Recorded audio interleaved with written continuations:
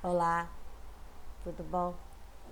Para dar início aos nossos estudos, nós vamos fazer a leitura do livro Caminho, Verdade e Vida, leitura 94. Ao salvar-nos. Salva-te a ti mesmo e desce da cruz. Marcos capítulo 15, versículo 30. Esse grito da ironia dos homens maliciosos continua vibrando através dos séculos. A criatura humana não podia compreender o sacrifício do Salvador.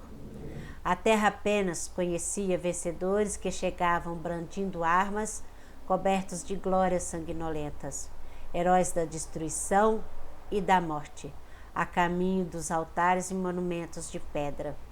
Aquele Messias, porém, distanciava-se do padrão habitual. Para conquistar, dava de si mesmo.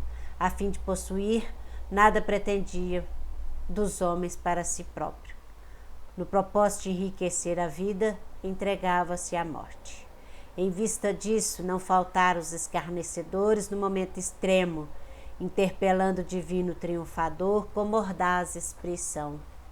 Nesse testemunho, ensinou-nos o Mestre que, ao nos salvarmos no campo da maldade e da ignorância, ouviremos o grito da malícia geral nas mesmas circunstâncias.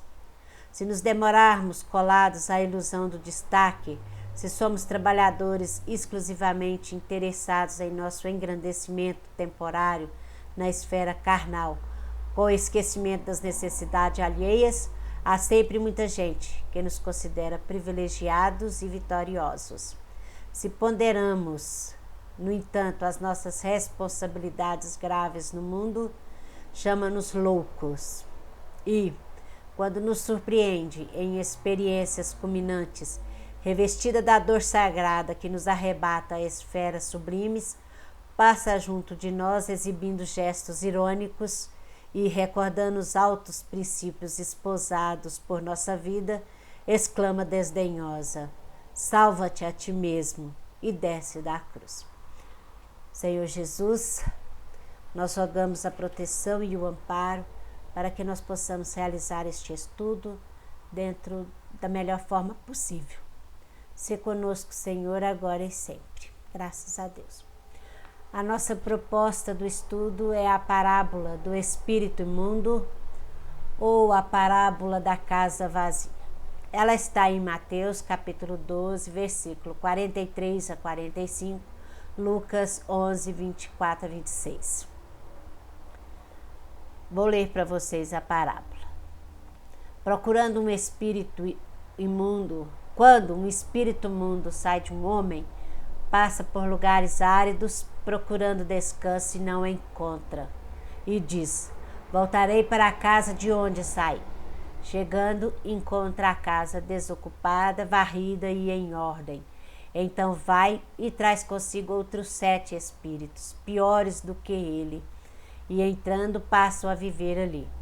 E o estado final daquele homem torna-se pior do que o primeiro. Assim acontecerá a esta geração perversa. Pois bem, nós vamos, dentro desse contexto, trabalhar alguns conceitos da doutrina espírita e depois vamos estar utilizando o livro Luz Imperecível para direcionar o nosso pensamento. Pois bem, primeira coisa que nós temos que estar conscientizando, que nós somos espíritos, nós somos o princípio inteligente que habita o universo. Na questão 132 do Livro dos Espíritos, quando Kardec questiona o Espírito da Verdade, qual o objetivo da encarnação dos espíritos, ele nos diz que Deus lhes impõe a encarnação com o fim de fazê-los chegar à perfeição. Na Revista Espírita, de julho de 1862, na coluna O Ponto de Vista, nós vamos ver que a vida corpórea é necessária ao espírito ou à alma, o que é a mesma coisa, para que possa realizar neste mundo material as funções que lhes são designadas pela providência. para a felicidade do espírito na vida espiritual, sendo a felicidade do espírito na vida espiritual proporcional ao seu progresso e ao bem que pôde fazer como homem. Pois bem, vamos lá. No capítulo 11 do Evangelho segundo o Espiritismo, aonde que trata da lei de amor, o item 8, diz assim para nós: em sua origem, o homem só tem instintos. Quando mais avançado e corrompido, só tem sensações. Quando instruído e depurado, tem sentimentos. Então nós vamos ver lá no vocabulário espírita do livro Instruções Práticas sobre as Manifestações Espíritas, a definição de instinto, que é espécie de inteligência rudimentar que dirige os seres vivos em suas ações, malgrado sua vontade e no interesse de sua conservação. Pelo instinto, age-se sem raciocinar. Pela inteligência, raciocina-se antes de agir. Então, meus amigos, nós vamos continuar o nosso pensamento buscando o capítulo 3 do Evangelho segundo o Espiritismo, quando fala das diferentes categorias dos mundos habitados. Então, nos mundos intermédios, mistura-se o bem e o mal, predominando um ou outro, segundo o grau de adiantamento da maioria dos que os habitam.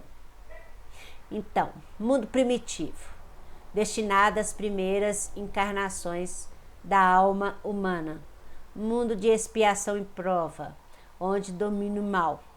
Mundos de regeneração, nos quais as almas que ainda têm o que expiar aurem novas forças, repousando das fadigas da luta. Mundos ditosos, onde o bem sobrepuja o mal. Mundo celeste ou divino, habitações dos espíritos depurados, onde exclusivamente reina o bem.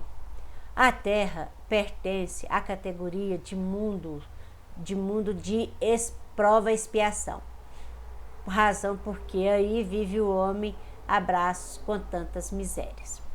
E seguindo neste mesmo capítulo, Santo Agostinho, no item 15, ele diz para nós que a Terra, consequentemente, oferece um dos tipos de mundo expiatório: servir de lugar de exílio para espíritos rebeldes à lei. Esses espíritos têm aí de lutar, ao mesmo tempo, com a perversidade dos homens e a inclemência da natureza. É um duplo e árduo trabalho que simultaneamente desenvolve as qualidades do coração e da inteligência. Na segunda parte do Livro dos Espíritos, quando fala sobre o planeta Terra e traz uma característica muito interessante, porque nos fala que o planeta Terra, o mundo de prova e expiação, é um mundo habitado por espíritos de terceira ordem. Isso está tudo na escala espírita.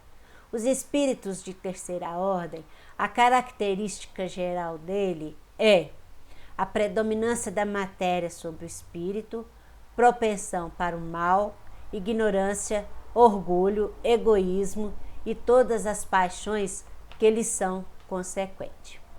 E nós vamos entender isso melhor lá na questão 908 do Livro dos Espíritos, quando nos diz que as paixões, elas são como um corcel, que só tem utilidade quando governado e que se torna perigoso quando se passa a governar. Toda paixão que aproxima o homem da natureza animal o afasta da natureza espiritual. Todo sentimento que eleva o homem acima da natureza animal denota predominância do espírito sobre a matéria e o aproxima da perfeição. Lá no livro A Gênese, no capítulo 3, quando vai abordando a questão do bem e do mal, Kardec traz para nós a seguinte informação, no item 7.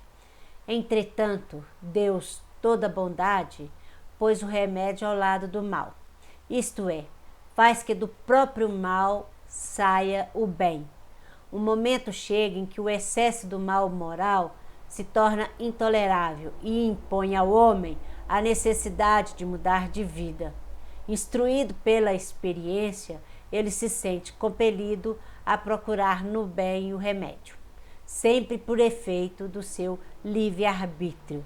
Quando toma melhor caminho, é por sua vontade e porque reconheceu os inconvenientes do outro. A necessidade, pois, o constrange a melhorar-se moralmente para ser mais feliz. Então, nós vemos que é importante essa questão de desejar, essa nossa tomada de postura no sentido de querer mudar, deixar de sofrer, né? Pois bem, e dentro desses conceitos que a doutrina espírita traz, nós buscamos também um conceito a respeito do que dentro da tradição judaica é considerado imundo, ou até mesmo a questão de considerado impuro. E no dicionário bíblico diz para nós assim, que sobre a lei de Moisés, certos atos e condições acarretavam uma determinada impureza, tornando-se depois necessário para a purificação um cerimonial ou um sacrifício próprio. Então, estar imundo poderia porvir do parto, da lepra, de contato com os mortos, ou mesmo de uma desobediência de uma lei moral estabelecida. E assim, meus amigos, nós já compreendemos que nós somos espíritos, por estarmos num planeta de prova e expiação, somos espíritos de terceira ordem, espíritos muito ligados à matéria e que temos o nosso desafio de lutar contra a inclemência da natureza e a perversidade dos homens.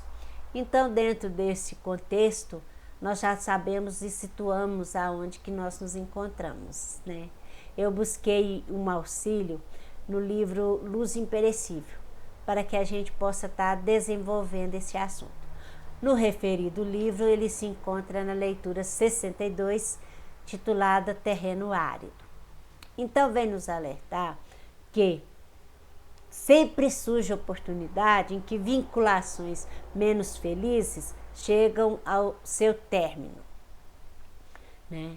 Ao lado da purificação sistemática nos carreiros da evolução, surgem também os problemas por nós atraídos pelas vias da invigilância, com possibilidade de limpeza ou superação.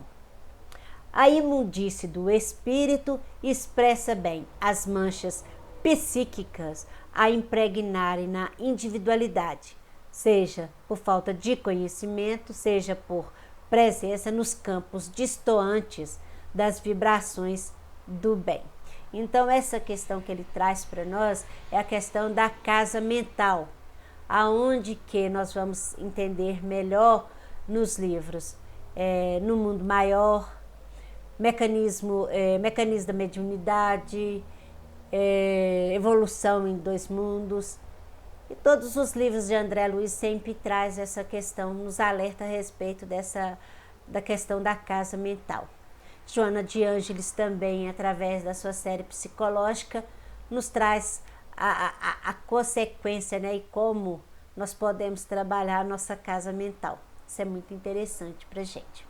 Então, em ambos os casos, né, daquela purificação sistemática que nós temos que fazer através das reencarnações, que no Livro dos Espíritos deixa claro para nós que a reencarnação é a justiça divina, deixando nós realizarmos o progresso em continuadas vidas. Mas, como se diz, todos nós somos convocados à lei do progresso. No entanto, permanecendo na retaguarda, indiferente ao aprendizado, sujeita-se ao sofrimento que se prolonga, tendo de conviver às vezes em ligação consciente ou inconsciente com entidades ainda presas às imperfeições e à materialidade. Então nós trazemos, né, a nossa herança das nossas várias jornadas pela Terra, nas nossas experiências e encarnações passadas, que estão os nossos desafios a serem acertados, e trazemos também a nossa convivência diária, aquelas oportunidades e que onde nós, distante do bem, nós atraímos, nós modificamos nosso campo mental e trazemos para junto de nós entidades infelizes. Por quê? Porque nós vamos ver isso lá na questão 459, quando Kardec questiona a espiritualidade, se os espíritos interferem na nossa vida.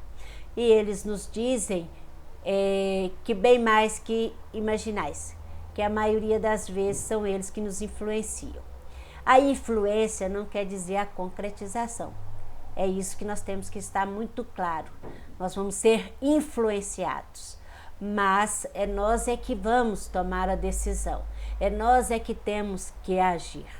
Influenciado todos somos, mas de acordo com o nosso campo mental, dos sentimentos que nós alimentamos, é as sugestões e as influências que nós iremos receber. A imersão no plano físico pelas vias da reencarnação é uma valiosa oportunidade de purificação.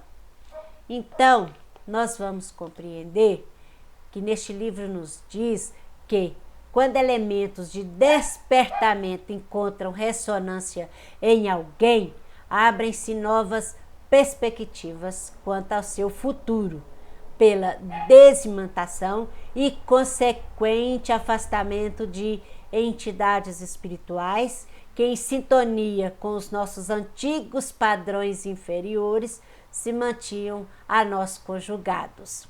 Então, a partir do momento que algo em nós desperta para podermos buscar sermos pessoas melhores, isso aí já começa o processo de libertação. Então, nesta hora que chega esse desejo, né, cérebro e coração, iluminados pela mensagem superior que detonar os recursos da desvinculação, deve-se manter sob impacto da vontade, firmes e em incansável sistema de realimentação dos padrões de segurança e aperfeiçoamento que acabam de eleger. Se nós formos no livro Pensamento e Vida, Emmanuel tem um capítulo a respeito da vontade. E ele nos mostra, ele nos deixa claro, né, que a vontade, ela é o gerente de tudo. É ela que direciona o nosso caminhar. Sem vontade, nós não realizamos nada, né? Então, nós vamos ver, de acordo com as orientações dos espíritos, que há espíritos que hibernam, que por longo tempo no plano espiritual. Isso nós vamos ver no livro Nosso Lar, quando fala daquela sessão onde que os espíritos ficavam todos dormindo e lá iam receber tratamento de passe e essas coisas todas. Agora, só que esse trecho em estudo, esse trecho, dentro nós vamos trazer para essa passagem do Evangelho que diz, né, que ele sai rodando, como se diz, nos falam dos que perambulam pela erraticidade.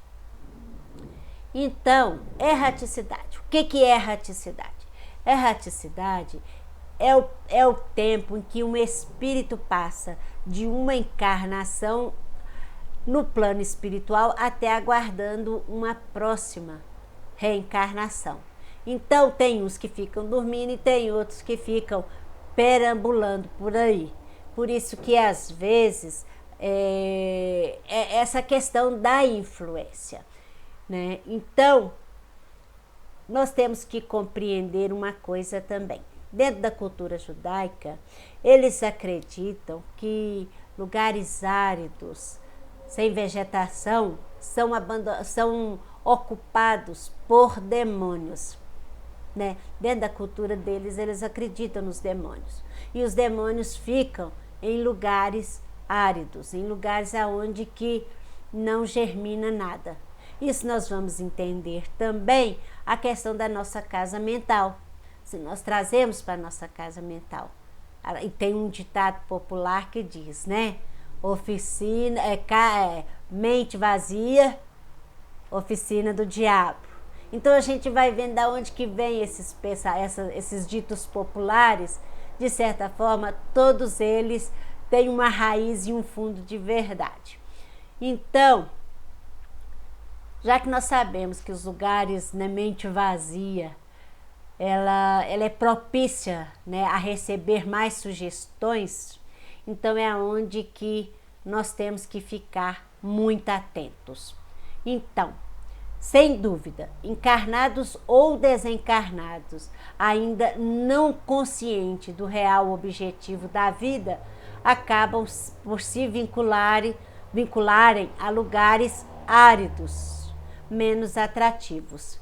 Então, algo que nos faz muito mal é nós ficarmos indiferentes ao objetivo e ao propósito da nossa vida.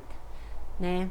Sempre que há metas delineadas, planejamento e ação representam dinâmica para a frente e para o alto, trazendo aos que se empenham segurança e serenidade, independente de planos, condições, ambientes, circunstâncias e paisagens. Então, a partir do momento que a gente deseja essa desvinculação, nós já temos tudo a nos favorecer, né? Então, é oportuno despertar e desenvolver a curiosidade sadia, a fim de que tudo aquilo que nos interessarmos possa trazer, de algum modo, contribuir para a nossa libertação.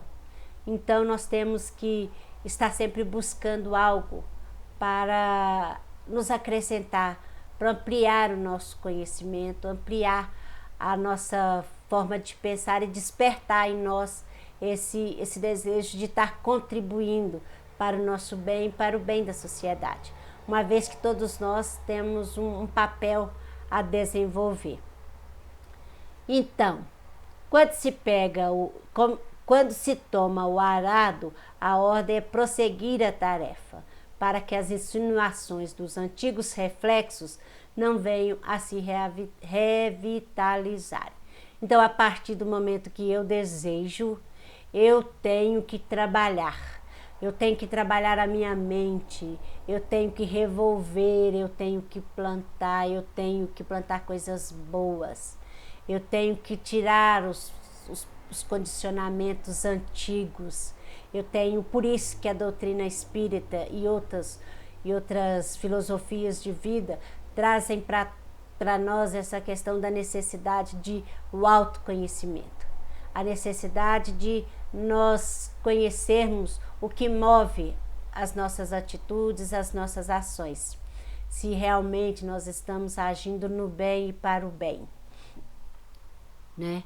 Porque é importante a gente estar sempre atento quanto às nossas dificuldades e assim prestar atenção para que a gente não caia em invigilância e eles voltem de novo a habitar as nossas companhias, né?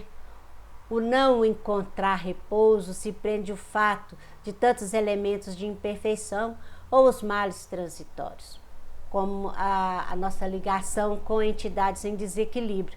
Elas não se fixam por sua própria natureza, por falta de raiz.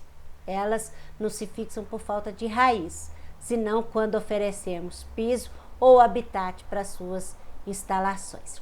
Então, o que acontece? Eu vou atrair para junto de mim de acordo com meus pensamentos e pelos meus comportamentos, aí vai se fixar a raiz, aquilo vai prevalecer, né? Então, o ato de dizer define a atitude pessoal e dá início à ação. Nesta hora, exterioriza-se a reflexão do espírito.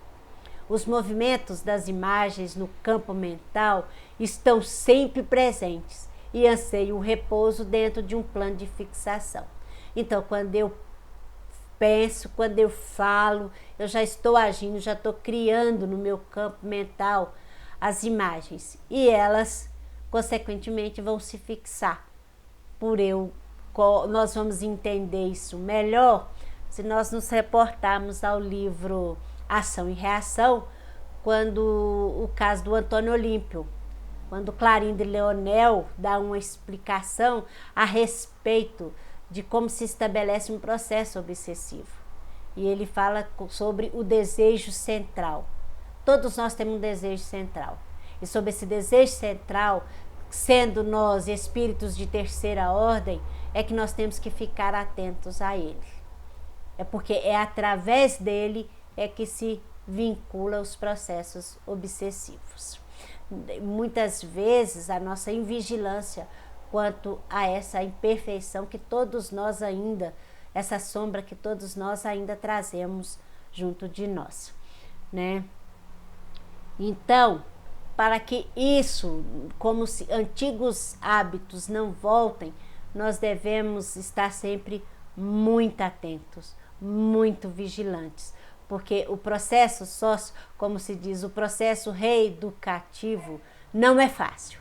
É um trabalho muito árduo para todos nós, né? Então, por isso que a gente vai compreender essa questão de Jesus nos advertir do vigiai e orai, porque nos é possível identificar companhias anteriores ligadas sob regime de obsessão, simples ou complexa, a espreitarem os antigos hospedeiros a ânsia de reeditarem quadros de dor e sofrimento.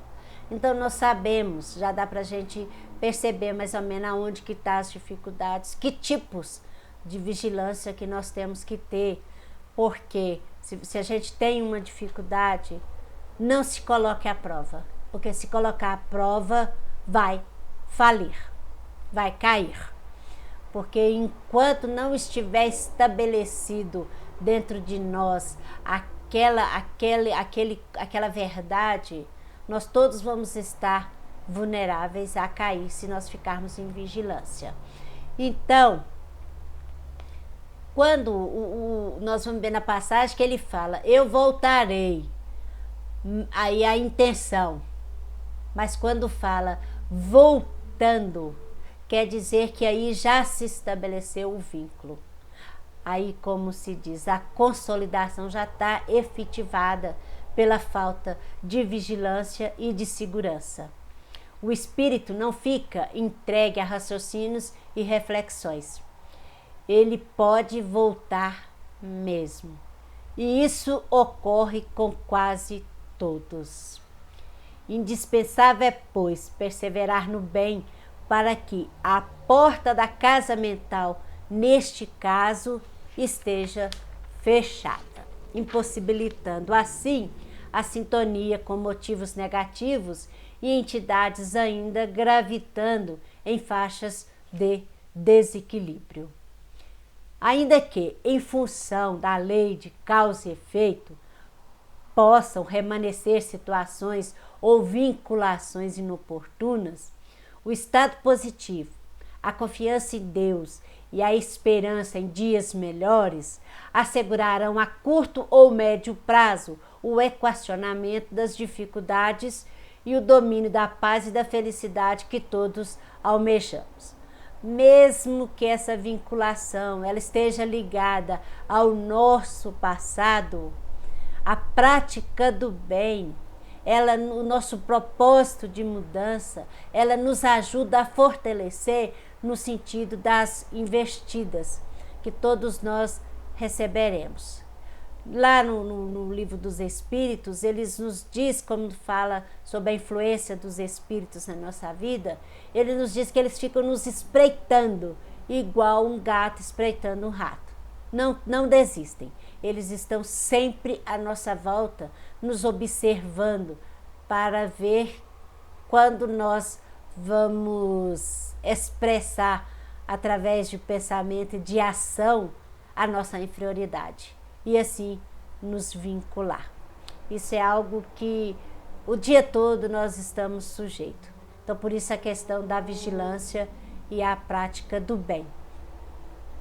No caso, a ociosidade mental evidencia a casa desocupada, que é a grande germinadora de processos mórbidos, de quistos espirituais a exigirem terapias dolorosas de longo curso e nem sempre aceitas do bom grado por quantos possam vir dela necessitar.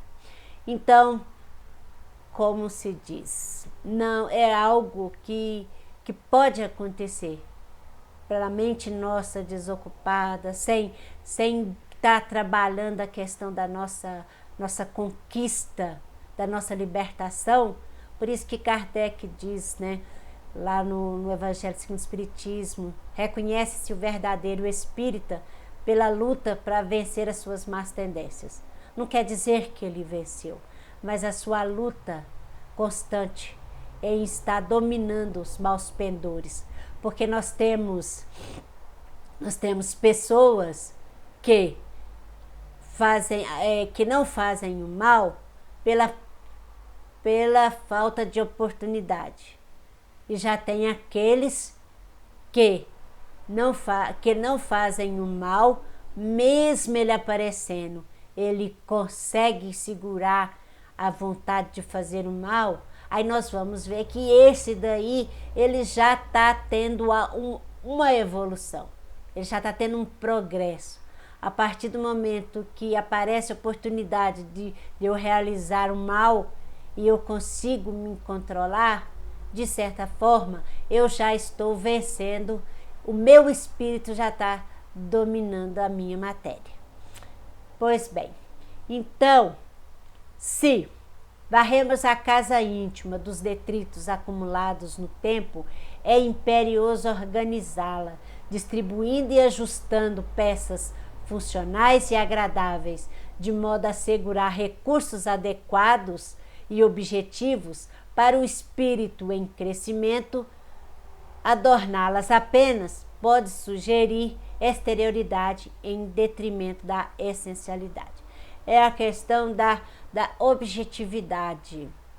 O conhecimento que eu recebo, ele tem que favorecer o meu crescimento. Não é a questão de eu estar mostrando para as pessoas. É isso que eu tenho que observar. O quanto que eu estou utilizando das informações que eu recebo através do outro, através da leitura, através da escuta. O que eu estou fazendo? Isso está só me adornando ou está transformando o meu comportamento? Porque adereços geralmente é enfeite, é algo externo.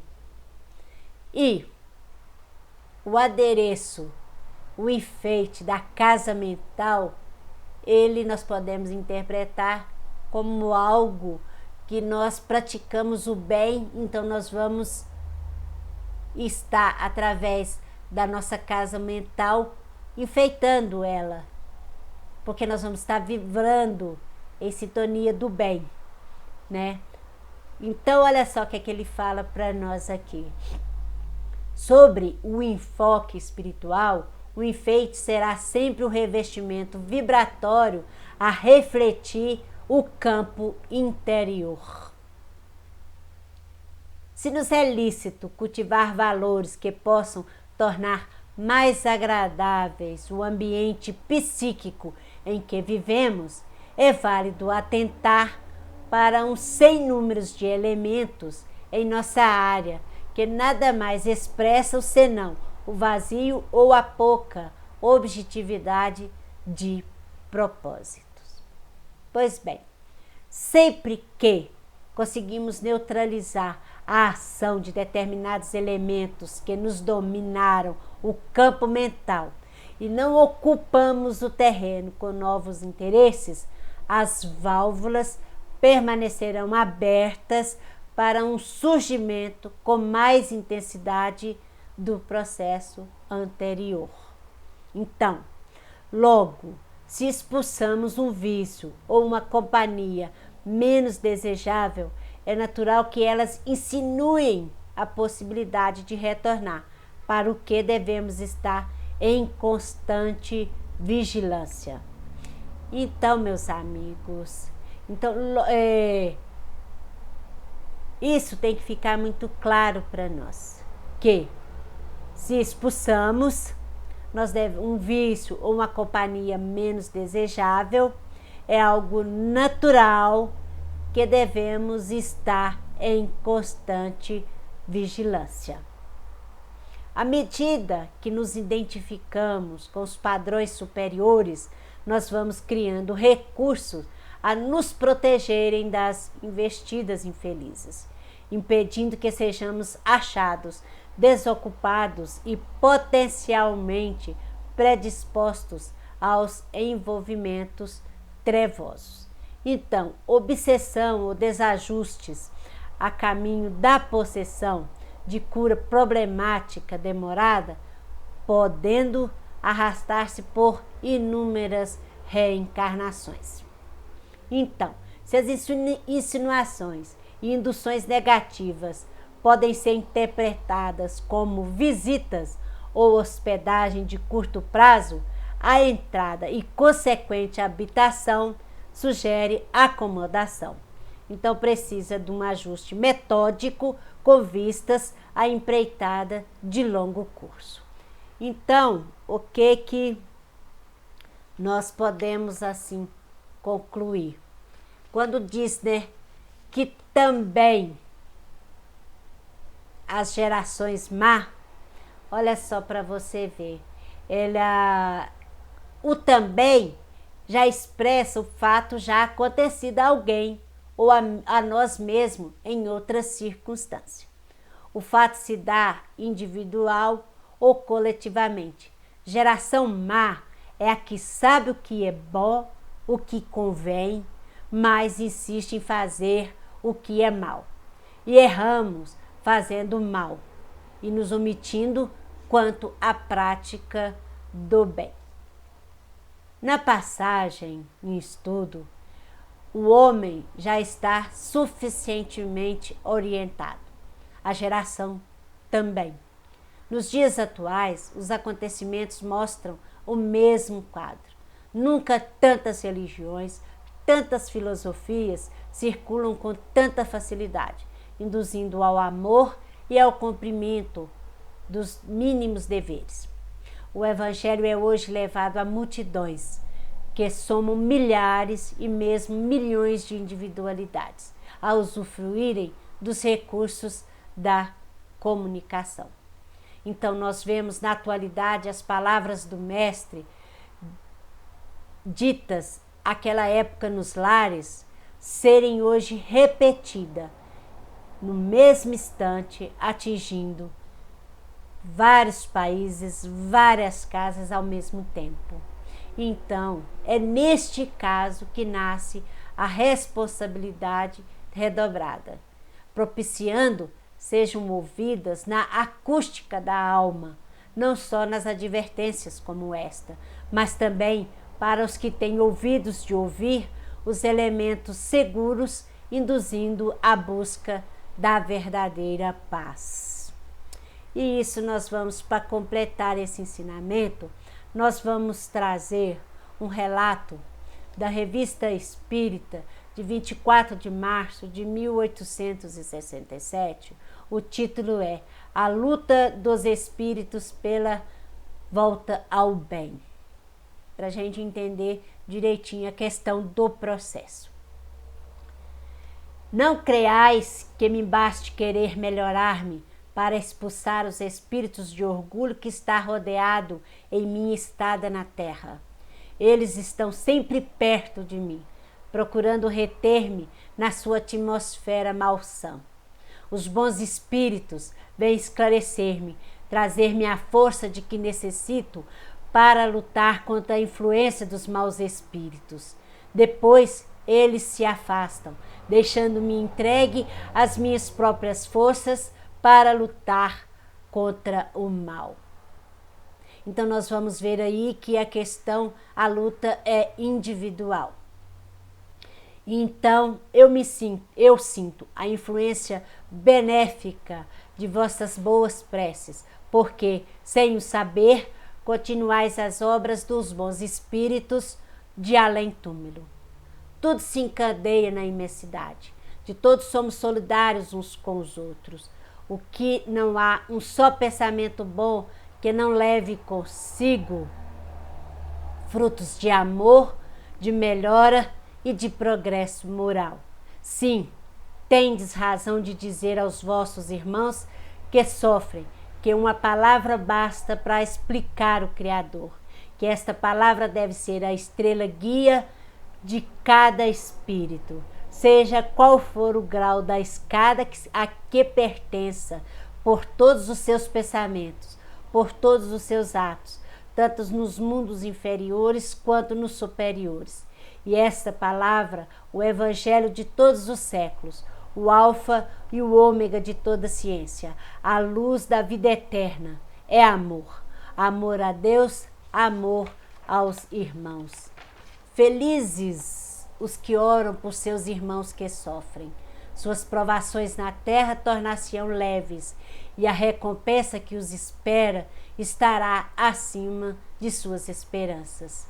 Vedes, caro irmão, quanto ao Senhor é cheio de misericórdia, pois que, malgrado meus sofrimentos, permite vir falar-vos a linguagem de um bom espírito. Assinado a Allan Kardec.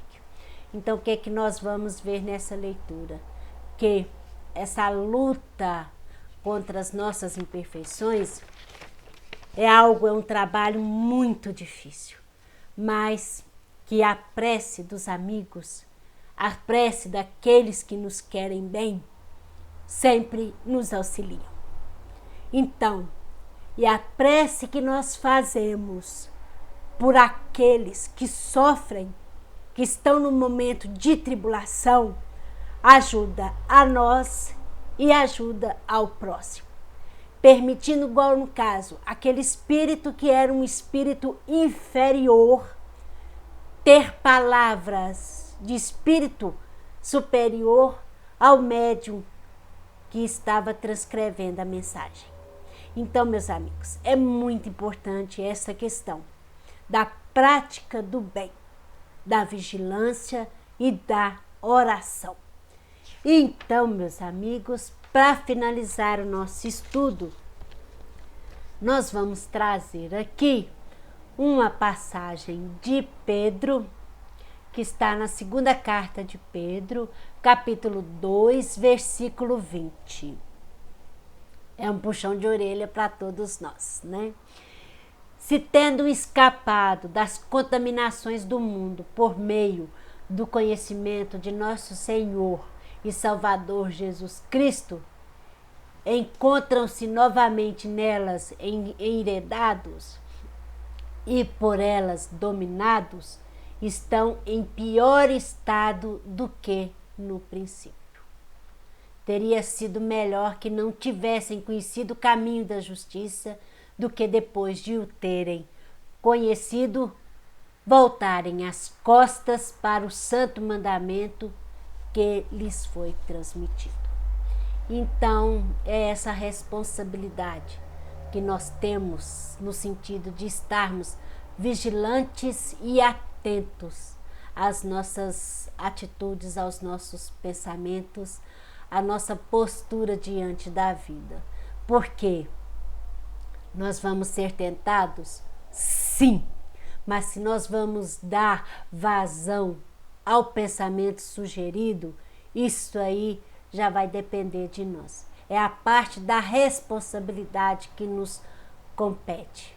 E muitas vezes nós agindo por instintos, nós temos uma reação que às vezes nós podemos trazer vinculações desnecessárias mudar o campo mental de alguém, porque a partir do momento que eu dirijo o meu pensamento, eu tenho responsabilidade sobre como ele vai chegar ao outro, como que ele vai acolher. E é esses casos, mais ou menos, que pode ser interpretado para nós no sentido dessas situações.